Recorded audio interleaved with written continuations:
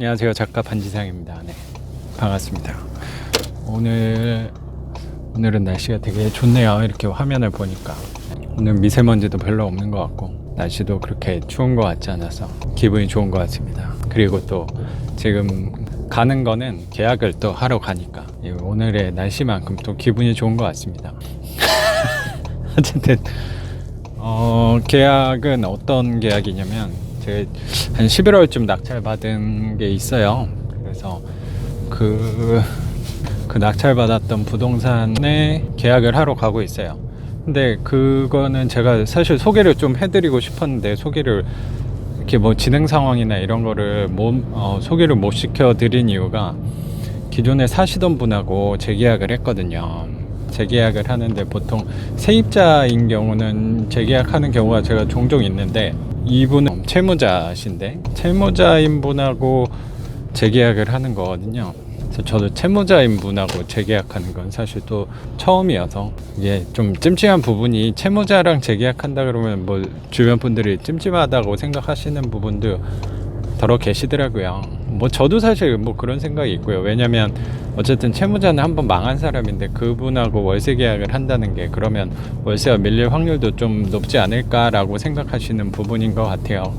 뭐 저도 뭐 그거에 대한 걱정이 없다는 거는 거짓말이겠죠. 걱정은 당연히 있는데 뭐 어쨌든 이 재계약한다는 건 저는 좋은 일이라고 생각이 들어서, 왜냐면 어쨌든 그 집에 대해서 명도나 뭐 채무자인 경우는 사실 이사 비용을 보통 관례적으로 지급을 하는데 이사비도 안 들었고 뭐 이사비도 안 들었고 뭐 강제집행 비용이 들 수도 있는 건데 강제집행도 하지 않았고, 그리고 뭐 집수리하고 그 기간에 공실이 또 생기는 부분도 지금 사실 1월달인데 1월달에 세입자를 어떻게 구해요? 운이 좋아야지 세입자를 구할 수 있는 건데 뭐 그런 기간도 없었고 돈 부대 비용도 사실 들지 않았으니까 장점이 분명히 있다고 생각해요. 모든 일에 다 단점만 있는 건 사실 없잖아요. 재계약, 채무자지만 재계약하는 거에 대해서도 뭐 장점이 분명히 저는 있다고 생각을 해요. 그리고 저는 항상 노력하는 부분이 뭐 거스르지 않으려고, 역행하지 않으려고 사실 노력을 하거든요. 그냥 자연스럽게 상황이 오면 그거에 맞게 행동하려고 노력하는 사람이어서 혹시라도 제가 사실 그건 일반적으로 사람들이 생각하는 선입관인 거지, 채무자는 계약을 하면 안 좋다라고 하는 거에 대해서 그건 사람들의 선입관이고, 사실 그 사람들한테 물어봤을 때, 그렇게 저한테 말한 사람들한테 되물었을 때 채무자랑 계약해보고 말씀하신 분은 제 생각에 거의 없을 것 같아요. 그 경험을 해보고 만약에 본인이 되게 고생을 했다라고 생각하는 분이 말씀하시는 거라면 좀 신뢰가 갈지 모르겠는데, 그런 경험을 안 한 사람들이 그냥 단지 무섭다는 생각으로 채무자는 좀 찜찜하지 않냐라는 생각으로 말씀하시는 게 사실 대다수인 것 같아서, 혹시라도 뭐 그 경험이 있으신 분이 저한테 얘기를 하셔도, 채무자랑 계약을 해서 마음고생을 하신 분이 뭐 저한테 얘기를 하셨다고 하더라도 사실 뭐 그거는, 저는 그 월세 밀리는 거에 대해서 사람들이 월세 많이 밀리지 않냐라고 뭐 종종 물어보시는데 월세는 당연히 밀려요. 밀리는데 그게 반지하, 그리고 좀 소득이 좀 적으신 분들이니까 월세가 밀리는 거라는 선입관이 있는 것 같아요. 근데 모르겠어요. 저만큼 이렇게 소득이 적으신 분에 대해서 월세를 받으시는 분이, 월세를 놓으시는 분이 생각보다 뭐 제가 뭐 제일 많다, 뭐 대한민국에 제일 많다, 그거는 당연히 아니겠죠. 근데 저도 뭐 그 숫자에서는 뭐 빠지지 않는 사람이라고 생각해서, 그 소득이 작으신 분들의 월세는 많이 밀릴 확률이 높다라고 하는 거는 저는 사실 그렇게 생각하지 않거든요. 왜냐면 그렇게 생각하는 분들은 그냥 좀 소득이 적으면 당연히 월세를 많이 밀리는 거 아니냐라고 생각을 하는 것 같아요. 근데 그거는 소득의 문제가 아니고 제가 생각할 땐 사람의 문제라고 생각해요. 그런 성향의 사람이 있는 거지. 타워팰리스에 월세 사시는 분도 저는 월세는 밀린다고 생각을 하거든요. 물론 저도 타워팰리스에 월세를 준 적은 없지만 저는 그렇게 생각합니다. 그건 사람의 성향의 문제인 거지 뭐 소득 문제는 저는 아니라고 생각을 갖고 있어요. 뭐 그렇다면 저소득층이 뭐 월세를 밀리는 경우가 많다라고 생각을 한다면 뭐 제가 이 일을 계속 하지 않겠죠. 그냥 제가 계속 반지하 경매를 계속 하고 있다는 것 자체가 그걸 증빙하는 건 아닐까라는 생각도 사실 들어요. 어떤 말보다 제가 지금 행동하는 것 자체가 신뢰성을 더 드릴 수 있는 거 아닌가라는 사실 저는 생각을 갖고 있거든요. 말로는 뭐 어떤 걸 못해요. 행동하는 사람의 행동하는 걸 보면은 저는 그게 보여진다고 생각이 들어요. 그럼 뭐 행동하니까 갑자기 또 생각나는 건데, 제가 생각하기로는 만약에 본인이 수업을 하면서 본인이 해당 물건을 낙찰받는 사람들이 생각보다 또 없거든요. 제가 생각할 때 저처럼 수업도 하는데 본인이 뭐 경매 물건까지 낙찰받는 사람들이 생각보다 제 생각엔 별로 없는 것 같아서 뭐 전 잘 모르겠는데 그런 느낌은 사실 들어요. 본인이 안 하면서 남을 가르치는 사람도 분명히 저는 많이 있다는 생각이 사실 조금 들어서 뭐 이번에도 직거래를 하게 된 거죠. 기존의 채무자분인 건데 그분하고 계약을 하는데 굳이 뭐 부동산에 갈 필요는 없는 거니까 뭐 찾아서 갈 필요는 없다고 생각이 들어서, 사실 뭐 저를 중개사님들은 이렇게 제가 생각해도 저를 별로 좋아할 것 같진 않아요. 그냥 제 생각할 때 저 같은 사람은 별로 그분들한테 돈이 안 되거든요. 뭐 거래도 직거래로 하고 부동산 계약하는 것도 직거래로 하고 뭐 집 구하는 것도 뭐 보통 일반 매매면 그 복비 또 거래 비용이 또 드는 건데 중개사에 뭐 저는 또 경매로 하니까 그런 것도 안 들잖아요.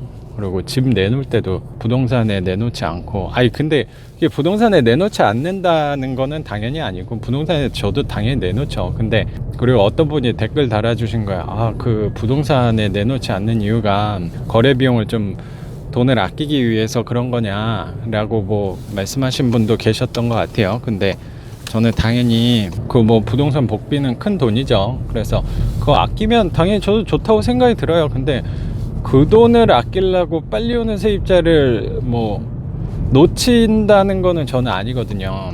뭐 그렇게까지 하면서 직거래를 무조건 해야 된다고 생각을 갖고 있지는 않아서, 당연히 이게 뭐 저에 대한 오해일 수도 있을 것 같아요. 당연히 직거래도 뭐 내놓는 거고, 그리고 부동산에도 내놔요. 근데 부동산에 사실 가가지고 직접 내놓지는 않아요. 뭐 전화로 부동산에 내놓는다라는 거는 사실 잘 하진 않아요. 그럼 어디다 내놓는 거냐라고 하실 수도 있는데, 요새는 그 인터넷이랑 연결된 그 부동산들이 되게 많잖아요. 그래서 그 인터넷 부동산, 뭐 특히 뭐 직방 같은 경우에는 직방에 내놓으면 직방이랑 그 연결된 부동산에서 연락이 오더라고요. 그러니까 그러면은 굳이 직방 부동산에 만약에 내는 이게 뭐 직방 홍보는 뭐 당연히 저는 뭐 직방이랑 아무런 관련이 없고요. 관련이 있었으면 좋겠네요. 어쨌든 뭐 직방 같은데 내놓으면 그게 직방 연결된 그 부동산에서 연락을 주시더라고요. 근데 대다수가 사실 그런 부동산에서 연결되는 게 아니고, 그리고 다방 그런 데는 또 직거래가 있으니까, 직방 같은 경우는 직거래가 없어요. 무조건 거기는 부동산 통해서 해야 돼요. 그러니까 처음에 뭐 갑자기 직방 얘기가 나와서 직방 같은 경우는 이게 좀 조심스럽나? 뭐 제가 느끼기엔 그래요. 그 직방이 처음 나왔을 때 막 이슈가 되게 많이 됐잖아요. 그리고 거기가 괜찮았던 게 직거래도 선택할 수 있었고 부동산을 끼고 하는 것도 선택을 할 수 있었는데, 그래서 저는 당연히 저는 둘 다 내놨어요. 직거래로 하는 것도 내놓고 뭐 부동산에 끼고 하는 것도 내놓고 했는데, 항상 저한테 연락 오시는 분들은 다 직거래를 선호하시는 분들이 많더라고요. 뭐 저도 마찬가지고, 굳이 뭐 이거 뭐 제가 할 수 있는데 부동산을 낄 필요는 없잖아요. 억지로 낄 필요는 없으니까. 그래서 한때 직방이 굉장히 열풍을 불었던 것 같아요. 제가 느끼기에는. 왜냐하면 처음에는 직방으로 거래된 경험이 많았거든요. 근데 어느 순간부터 직방에서는 이제 연락이 오지 않더라고요. 연락이 아예 안 온 건 아니고 거의 오지 않아요. 근데 그런 이유가 제가 생각할 때는 직방은 이제 그게 없어졌어요. 직거래하는 게 없어졌어요. 그러니까 집주인하고 세입자하고 직접 만나서 물건을 내놓는 게 없어졌어요, 이제.